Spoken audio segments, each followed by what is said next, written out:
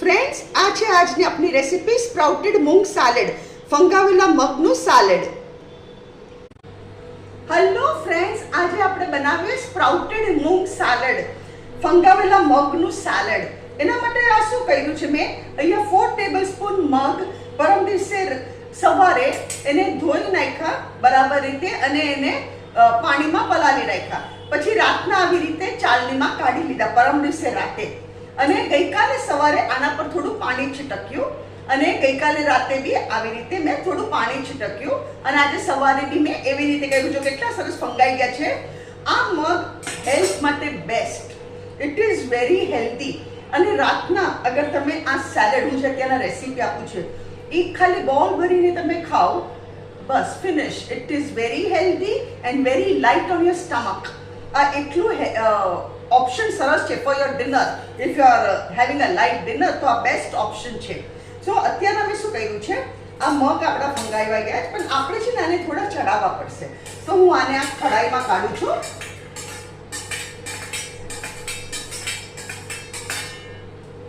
બીજું શું કરું છું, આમાં સ્લાઇટ મીઠું નાખું છું મગના ભાગનું.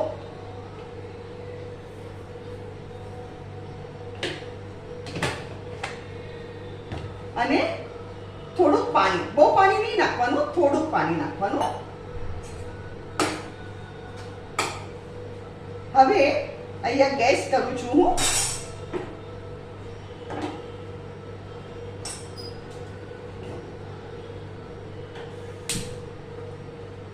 અહીંયા હું આને ચડાવવા મૂકું છું.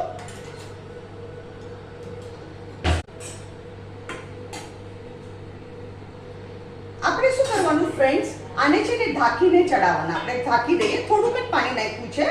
પહેલા હું ગેસ ફાસ્ટ કરું છું કારણ કે જરાય ગરમ નથી થયું. અને હવે ધીરો કરું છું અને આને આપણે ઢાંકીને 2 મિનિટ પછી એકવાર હલાવી દઈશું. એને ઓવર ચડવા બી ન જોઈએ ને તો ફોતરા બધા આમતા મગના છૂટા પડી જાય. આપણે બરાબર રીતે આવી રીતે ચડાવી દેવાનું. આપણે જોઈએ આપણા મગ ચડી ગયા કે નહીં.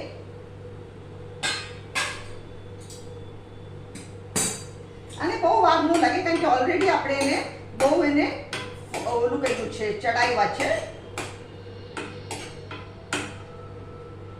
હવે હું શું કરું છું, જેટલું વોટર છે ને એ બર્ન કરી કાઢું છું, સૂકા કરી કાઢું છું.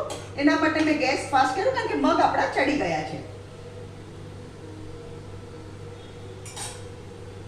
જ્યાં સુધીમાં વોટર બંધ થાય છે બીજી સામગ્રી જોશે. દહીં મેં અહીંયા 1/2 કિલો દહીં લીધું છે. 1/2 કિલોથી ઓછું છે, નોટ એક્ઝેક્ટલી હાફ કેજી. એમાં હું સોલ્ટ નાખું છું. આપણે આમાં સોલ્ટ નાખ્યું છે એટલે આમાં એ પ્રમાણે સોલ્ટ નાખવાનું. મેં 5 ચમચીથી થોડું વધારે નાખ્યું છે. Teaspoon that is little red chilli powder, not much, very little red chilli powder. And 2 tablespoons of sugar, natural sweet. It will be naturally sweet. અને હવે આપણે એને ઝેરી કાઢીએ. આપણે આ દહીંને ઝેરી કાઢીએ.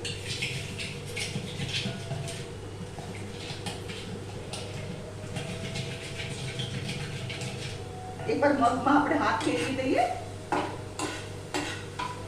Yes, delicious.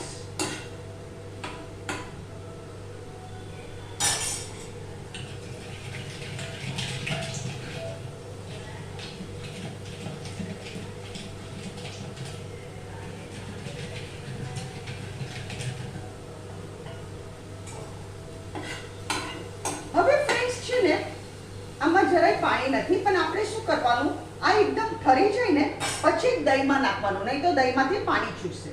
આ છે આપણા મગ. હવે આપણે એને ઠંડા કરવા મૂકીએ. ઠંડા થઈ જાય ને પછી આપણે આ દહીંમાં નાખશું અને પછી એને ફ્રીઝમાં ચિલ્ડ કરી અને આ સર્વ કરવાનું. ફ્રેન્ડ્સ, આપણા મગ ચડી ગયા, ઠંડા થઈ ગયા, એકદમ ઠંડા થઈ ગયા. હવે આપણે આને દહીંમાં નાખીએ. આ રેસીપી તમે એકવાર જરૂરથી ટ્રાય કરજો. I guarantee you it taste really yums. એકદમ ટેસ્ટી લાગે. It's very cooling and refreshing. It is very cooling and very refreshing. આને બરાબર મિક્સ કરી દઈએ.